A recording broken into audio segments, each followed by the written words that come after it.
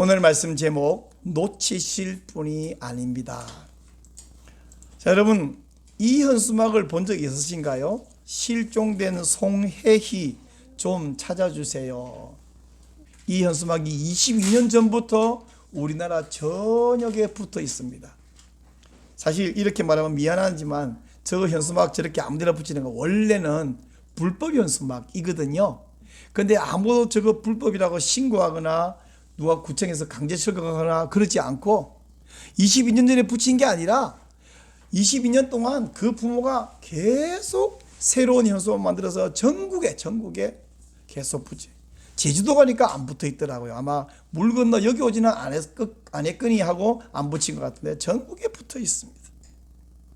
22년 고등학생 때 실종된 이 딸이 22년이 지났으면 태어나서 함께 사는 기간보다 더 많은 기간이 지났고 지금은 나이가 40이나 넘었을 것 같지 않은데 그 부모는 22년이 아니라 그분들이 죽어서 눈을 감을 때까지 아마 이 딸은 잊지 못할 것 같습니다.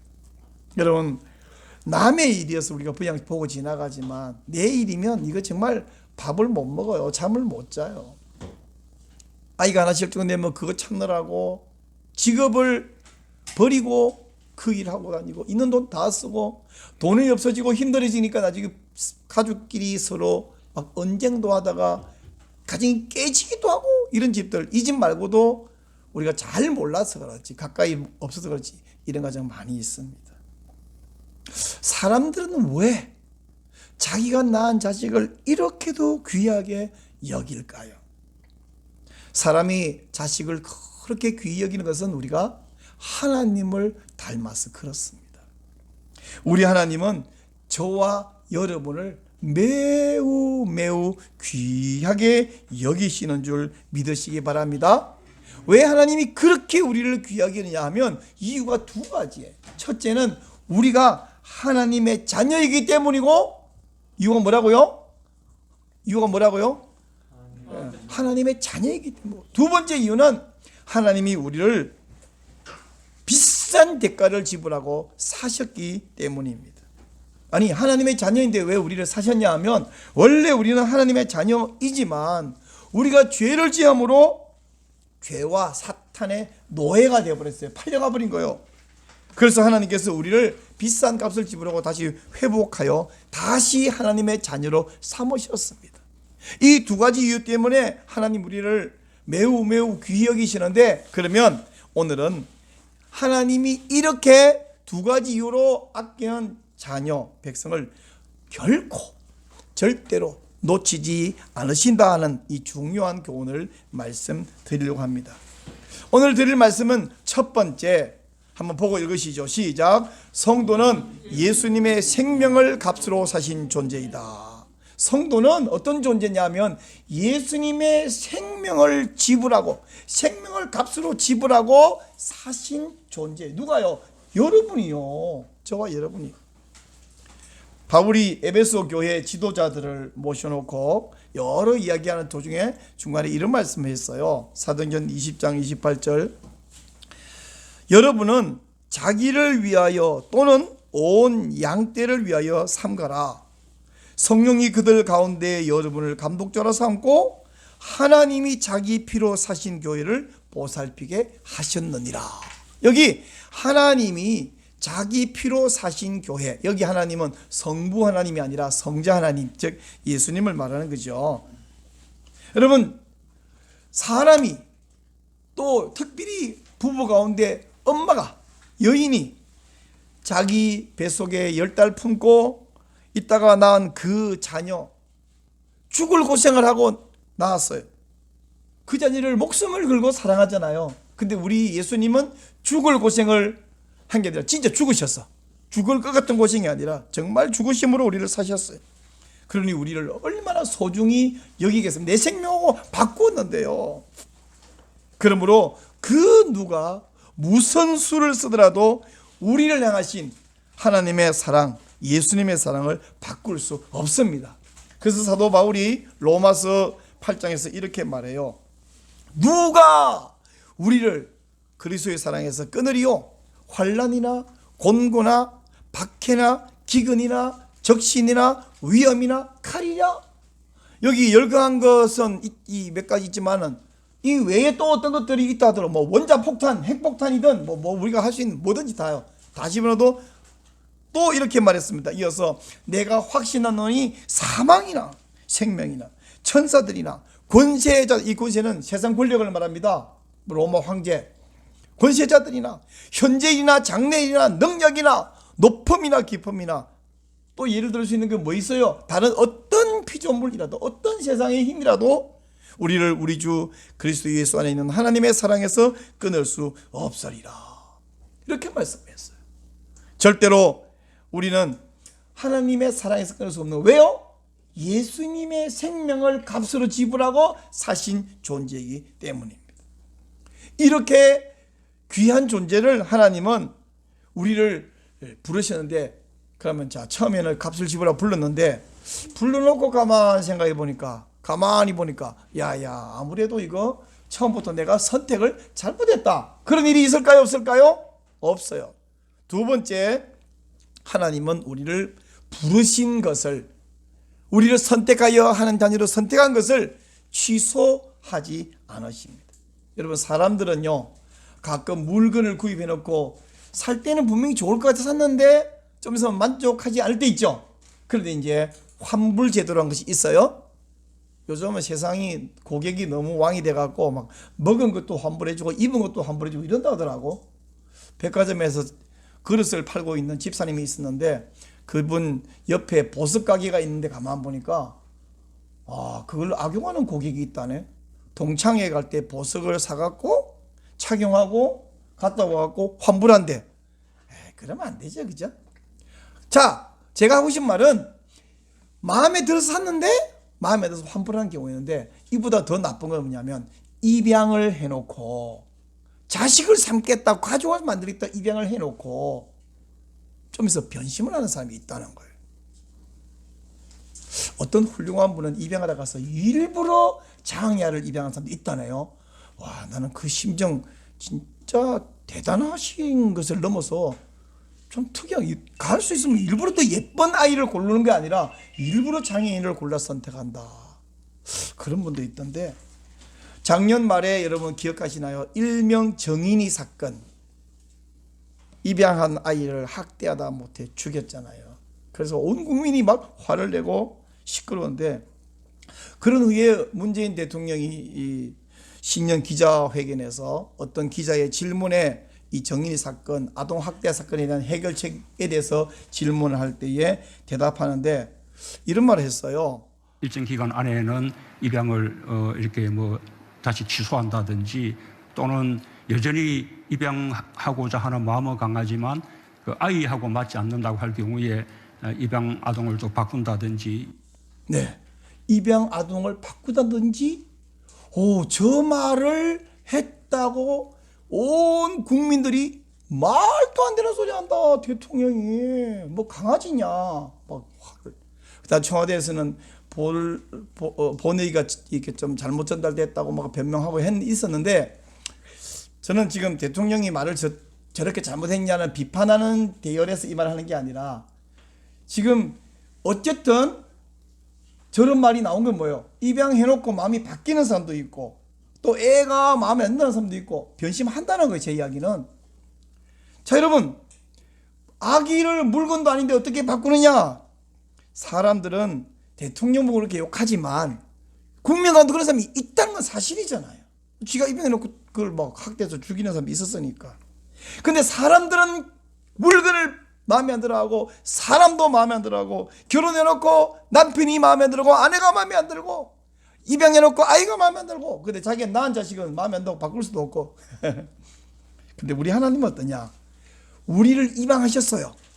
하나님의 영적인 양자로 삼으시고 결코 후회하지 않으시고 결코 바꿀 마음이 없으십니다. 그래서 로마서 11장 29절 시작. 하나님의 은사와 부르심에는 후회하심이 없느니라. 우리 사람들은 다 죄가 있고 허물이 있습니다. 그러나 하나님은 그런 허물 때문에 입양한 것을 후회하시거나 취소하지 않으신다는 거예요. 하나님은 그런 것을 다 그럴 줄 알고 우리에게 허물 있을 줄 알고, 마치 아까 제가 했죠, 일부러 입양하러 가서 장애 아동을 입양하는 부모들이 가끔 있더라고요. 그 장애 있는 거 알고 선택했잖아요. 그것처럼 우리 하나님 우리에게 흉허물 죄 문제 있는 거 알고 선택하셨기에 너 문제 있네, 안 되겠다, 너 버려야 되겠다, 그런 일이 없다는 거예요. 우리에게 향하신 여호와의 진실하심이 영원하시도다. 영원하시도다. 하나님 우리 향하신 인자하심과 진실하심은 잠시가 아닙니다. 영원하신 것을 믿고 감사하시기 바랍니다.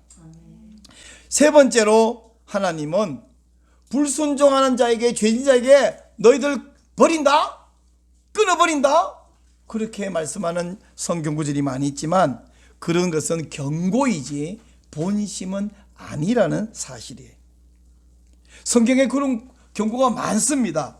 대표적인 예를 들면요, 금송아지 사건 때, 민수기 32장 금송아지 사건 때 하나님 모세에게 뭐냐면, 모세야 비켜라, 내가 이 60만과 그에 딸린 식솔, 우리가 한 200만 300만 예상합니다, 다 쓸어 죽여버리고 모세 너를 통해서 너의 후손을 가지고 내가 새로운 민족 하나 만들 것이다.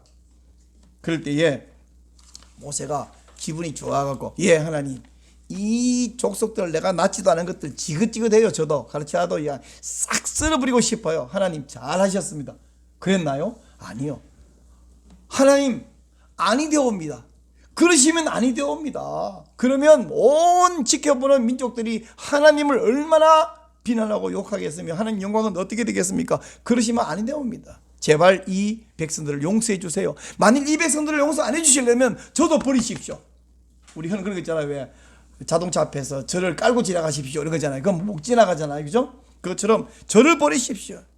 근데 사실은 하나님이 모세에 그 말 할 때에 모세가 그렇게 막아 나설 줄 알고 그 말을 하셨어요.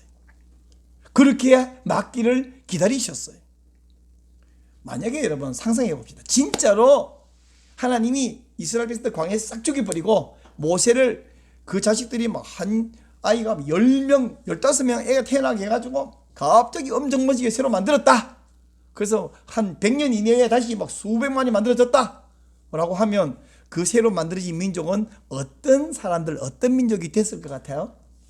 엄청 모세의 후손들이니까 거룩하고 경건하고 믿음 좋고 예배 잘 드리고 순종 잘하고 그랬겠죠?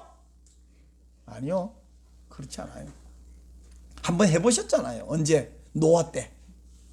노아는 의인이라고 분명히 창세기에서 말합니다. 그리고 그 의인 노아의 아들 함, 셈, 함, 야벳, 그 자기 부인과 자부 총 8명 남기고 다 없앴어요.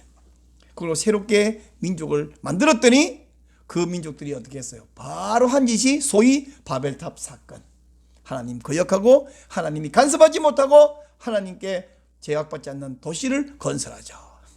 그래서 온 세상에 흩어져 버렸잖아요. 새로운 민족 만들어갖고 되는 게 아닙니다.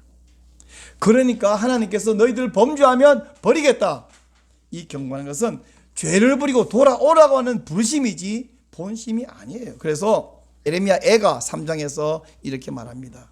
이는 주께서 영원하도록 버리지 아니하실 것임이며 그가 비록 근심하게 하시나 그의 풍부한 인자심을 따라 긍휼히 여기실 것임이라.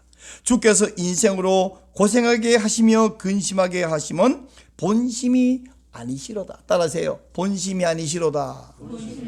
본심. 마치 이런 거 있잖아요. 너무 말 안 듣는 아이가 있으면, 우리 집에는 그런 아이가 없지만, 그러면 부모가 야, 너 학교 가지 마.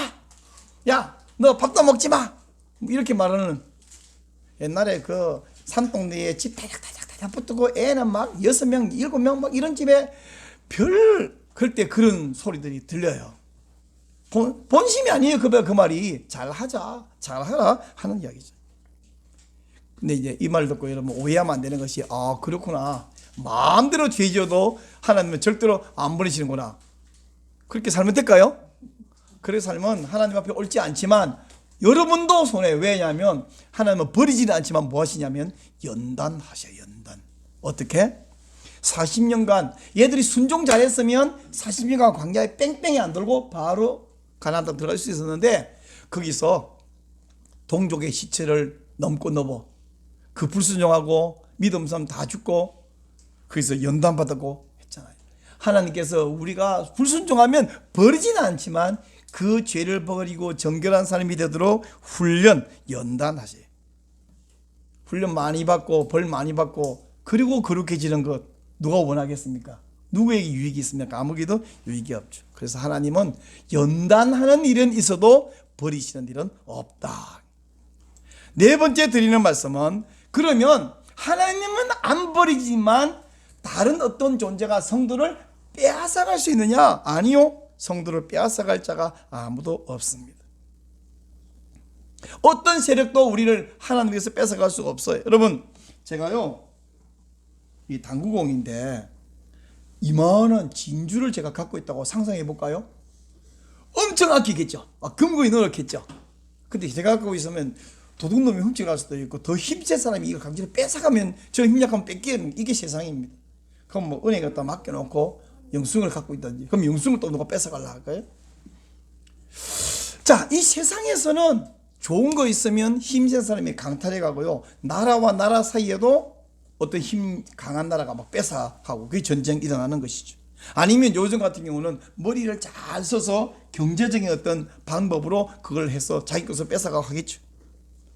그러나 우리 하나님은 어떤 분이냐? 만군의 여호와입니다. 가장 강한 자예요. 그 누구도 하나님으로부터 뺏어갈 수가 없어요.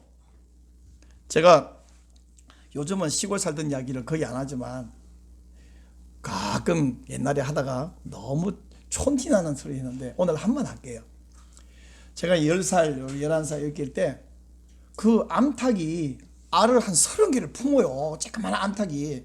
그리고 이 한 30마리 거의 한두 개 썩은 계란 나오고 나머지 다 병아리가 예쁘냐 삐약삐약한데, 와, 그 사람이 오면 도망가는 힘약한 암탉이 병아리 거느리고 다닐 때는 암탉 근처, 병아리 근처 한 2, 3m 가까이 사람이 접근하면요, 얘가 깃을 이렇게 세우고 이렇게 넣고 막, 오, 겁나요. 그리고는 더 가까이 오면 얘가 한 2m 막 부드득 날아가지고 사람 얼굴을 막 공격을 해요. 미쳤나 이놈의 닭이. 죽을라고? 근데 죽을라고 덤벼요. 죽을라고. 나를 죽일라. 내 병아리를 건드릴 바에 나를 죽여라. 이거 덤벼요. 와, 무섭습니다. 자, 암탉도 지 병아리 건드릴까봐 안 건드렸는데 옆에 뭐 오면 이렇게 가지고 막 날아 덤벼드는데, 하물며 하나님이 당신의 백성을 피로 값주고 사신 백성을 누구에게 빼앗기겠습니까? 힘약한 암탉도 그러는데 말이죠. 우리 하나님은 절대로 그 누구에게도 당신 백성을 빼앗기실 리가 없습니다. 그래서 예수님께서 요한복음 10장 28절 29절 이렇게 말씀했죠. 내가 그들에게 영생을 주노니 영원히 멸망하지 아니할 것이요 또 그들을 내 손에서 빼앗을 자가 없느니라. 그들을 주신 내 아버지는 만물보다 크심에 아무도 아버지의 손에서 빼앗을 수 없느니라. 따라해보세요. 아무도 빼앗을 수 없느니라. 누구 손에서? 아버지 하나님 손에서 빼앗을 수 없습니다. 그러므로 저와 여러분은 하나님이 귀히 여기는 존재이고 그 누구도 빼앗아갈 수 없는 존재. 그러니까 이건 뭐예요? 우리는요 엄청난 존재예요. 대단한 존재예요. 값비싼 존재예요. 훌륭한 중요한 존재예요. 시시한 성도가 아닙니다. 성도 가운데 보면 돈 많은 사람, 똑똑한 사람, 잘생긴 사람, 몸매 좋은 사람 있지만 그 반대로 돈도 없는 사람, 인격도 좀 떨어지는 사람, 약속도 안 지키는 사람, 얼굴도 덜 예쁜 사람, 몸매는 그냥 자유분방한 사람 뭐 있죠.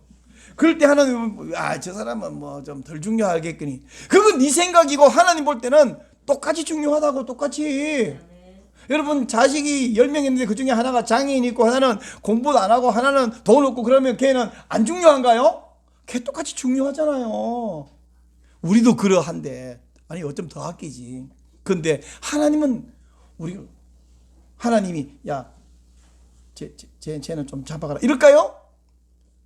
옛날에 요즘 아니지만 옛날에 가난한 시절에는 왜 너무 먹고 살면 그 한 명 우리 집에 입양 보내지 그래. 근데 장자는 못 보내잖아. 둘째는 얘는 너무 잘생겼어. 이만 너무 똑똑해. 얘는 또 좀 모질라면 어떻게 보내?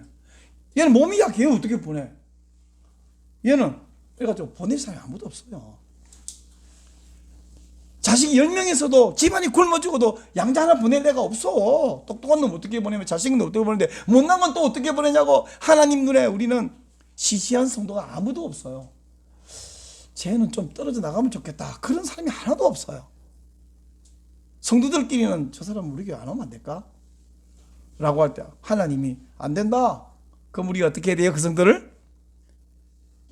참 못난 거 저것 때문에 온 공동체가 분란이 일어나. 사실이라 할지라도 분란이 일어나는 그것을 감수하며 그 사람이 우리에게 인내하고 감사를 훈련시키는 선생님이다. 여러분 우리 훈련소 가면 조교치도 기껏 1등병 뭐 2등병 벌써 1등병 1병 상병밖에 안 돼. 기가 뭐가. 근데 걔가 뭐 이 소리 저 소리 해야 될 때 뭐야 너 이렇게 안 하고 걔 말 따라하고 우리가 다 훈련 받는 거잖아요. 그 교회에 이상한 사람 하나 있다. 지금은 없어요. 여기는 여러분이 아무도 없는데 하나 있다고 하면 언젠가 들은 사람이 생긴다고 하면 아이고 저는 그러지 말고 하나님이 훈련 조교 하나 보내셨네. 하나님은 귀히 여기십니다. 근데 만일에 여러분 스스로 나 같은 존재는 별로 안 중요해. 아니요. 야무진 착각입니다. 안 중요한 사람 한 명도 없습니다. 마지막 5번째로, 자 그러면 하나님은 우리를 안 버리고 포기도 안 하고 취소도 안 하고 다른 어떤 악한 존재가 뺏어갈 수 없는데, 그러면 이제 하나 할 수 있는 게 뭐냐면 내가 스스로 떨어져 나가는 걱정이 있죠. 마귀가 이것도 저것도 안 됐으니 꼬셔가지고 제가 지 발로 스스로 떨어져 나오도록 만들자 하는 수법을 쓸 텐데 따라하시죠. 성도가 실족하지 않도록 하나님이 도우십니다. 여러분 하나님이요 우리가 그냥 내버려 두시면 진짜 유혹받아가 넘어질 가능성이 몇 프로? 몇 프로? 100%. 어떻게 할 수 있냐? 우리보다 훨씬 비교 안 되도록 좋은 여건에서 어떤 사람이 실족해서 넘어졌어요. 누구예요? 아담이지. 에덴 동산에서 모든 지식이 있고 모든 자유가 있고 모든 환경이 좋고, 그때는 공해도 없었고 사업 실패도 없었고, 그때 아담 하와는 바람 피울 일도 없었어. 딴 여자가 없는데 어떻게 바람 피워? 딴 남자 없는데 어떻게 바람 피울 일도 없고, 자식이 없으니까 자식 때문에 싸울 일도 없고 아무것도 없어. 근데 그 좋은 환경 상황에서 사탄에게 속아가지고 넘어져 버렸어요. 지금도 하나님 우리를 붙들지 않으시면 바로 사탄의 유혹에 넘어가질 사람들이지 하나님이 백성으로 살 수 없어요. 근데 여러분 하나님께서 우리를 붙들고 계시고 지켜주시기 때문에 주 예수 내 맘에 들어와 계신 후 변하여 새 사람 되고 내가 늘 바라던 참 빛을 찾음도 주 예수 내 맘에 오심. 주님이 내 안에 오셔서 변해서 새 사람 됐고 주님이 붙들고 계시기에 나는 어떤 유혹이 와도 사탄이 무슨 수를 써도 실족하지 않을 줄로 믿습니다. 그래서 우리는 주님이 붙들고 계시기에 반드시 천국에 입성할 때까지 지켜주셔요. 사도 바울은 빌립보서 1장 6절에서 이렇게 말합니다. 너희 안에서 착한 일을 시작하신 이가 그리스도 예수의 날까지 이루실 줄을 우리는 확신하노라. 근데요 하나님께서 우리를 보호하시는 방법이 철창에 가두거나 쇠사슬에 묶어두지 않습니다. 옛날에는 왜 그랬는지 모르겠어요. 생활이 각박하니까 부모들도 막 욕도 하고 화도 내고 자식들도 뜨덕하게 예먹이고 그죠? 막 중학생 고등학생이 아버지한테 오토바이 사달라고 졸라가지고 아버지가 오토바이 샀더니 그거 타고 내가 부목사 때 담임 목사님하고 신방 갔더니 되게 가난한 부부가 아들 고등학생이 오토바이 사줬다고 담임 목사님이 또 그 집사님만 야단치 그걸 또 오토바이 사주냐고. 안 사주면 내가 하다고 졸라가지고 죽을 것 같은데 어떻게 그것 들고 다니면서 뒤집고 다니고. 얘는 왜 이렇게 말하는 애들이 있었는지 몰라. 그러면 또 부모들 가운데 어떻게 해요? 너 이놈의 가시나가 이래가지고 머리 확 밀어버리고 아니면 방구까지 해놓고 문 잠가버리고. 옛날에는 그런 것들을 종종 봐요. 자, 우리 하나님은 우리를 쇠사슬이 묶어놓거나 철상에 놓고 잠가버리거나 바깥에 제지어도 못나게 머리 확 밀어버리거나 그런 방법 쓰시나요? 아니요. 그런 방법 안 써요. 자유롭게 돌아다니면서 어디든지 보고 먹고 누구든지 만날 자유를 다 주놓고 그 속에서 연단받고 스스로 통제하고 이기도록 격려하시고 실패하면 또 잘할 수 있어 또 기회 주시고 우리들을 하라는 것이지. 하나님이 야 세상에는 사탄이 있어 유혹이 있어 나가지 마. 온실 속에 딱 가둬놓고 밖에 바람 불어 비와 뜨거워 여기 가만히 있어 그렇게 하십니까? 하나님은 그렇게 안 하셔요. 오히려 그 환경에 가서 성도답게 살래. 직장에 가서 군대에 가서 학교에 가서 거기서 성도답게 살도록 기회를 주셔요. 그리고 우리 안에 밖에가 아니라 안에 성령님이 오셔서 뭐하냐, 백성 하나님의 성도답게 살 수 있는 마음을 자꾸 주셔요. 마음을. 그래서 그 마음으로 이겨라. 지난번에 제가 믿음은 뭐다? 하나님의 선물이다 그랬잖아요. 마찬가지로 성도답게 살고 싶은 그 마음도 하나님이 우리에게 주시는 선물입니다. 근데 그 마음을 한번 주는 것이 아니라 지속해서 계속해서 공급을 해 주셔요. 언제까지요? 천국 갈 때까지. 그래서 바울은 빌립보서 2장 13절 이렇게 말합니다. 시작. 너희 안에서 행하시는 이는 하나님이시니 자기 기쁘신 뜻을 위하여 너희에게 소원을 두고 행하게 하시나니. 저는 TV 채널을 이렇게 돌리다가 어떤 내용들이 보면 딱 채널을 고정시키냐면 그 동물들 알을 낳고 새끼를 낳고 막 날아가고 이런 모습 보면 그렇게 기분이 잘 봐요. 또 그 유튜브 이렇게 돌리면 내셔널 지오그래픽 이런 데서 동물들의 모습들. 그러니까 가끔씩은 근데 뭐 어떤 동물이 막 다른 동물을 잡아먹는 얘는 성공이지만 잡히는 것은 이 죽음이잖아요. 그런데 한 번은 사자가 여러 마리가 들소를 공격하는 장면이 나오는데요. 사자가 오면 막 걸어만 날 살리라 도망가잖아요. 근데 새끼 한 놈이 물렸어요. 그러면 사자가 대여섯 마리가 확 뜨면서 바로 뜯어먹으려고 그러는데 이 들소들이 막 도망가다가 좀 어린 하나가 물려서 매 우는 소리 내니까 하다가 떼들이 우뚝 서더라고요. 그들이 뒤돌아 오더니 사자 떼를 먹어가지고 이 뿔로 막 공격하. 그렇게 무겁고 덩치 큰 들소들이 떼거지로 몰리니까 사자들이 도망을 가는 거예요. 새끼. 그래서 새끼가 정말 목숨을 구출하는 장면. 감동이었습니다.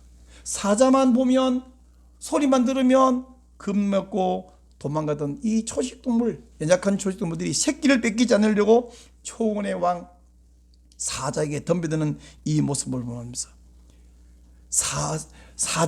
사자의 먹잇감밖에 안 되는 소도 자기 새끼를 보호하려고 목숨 걸고 사자에게 덤벼들고, 물론 이 소들은 그 수적인 우위로 사자를 물리칠 수 있었어요.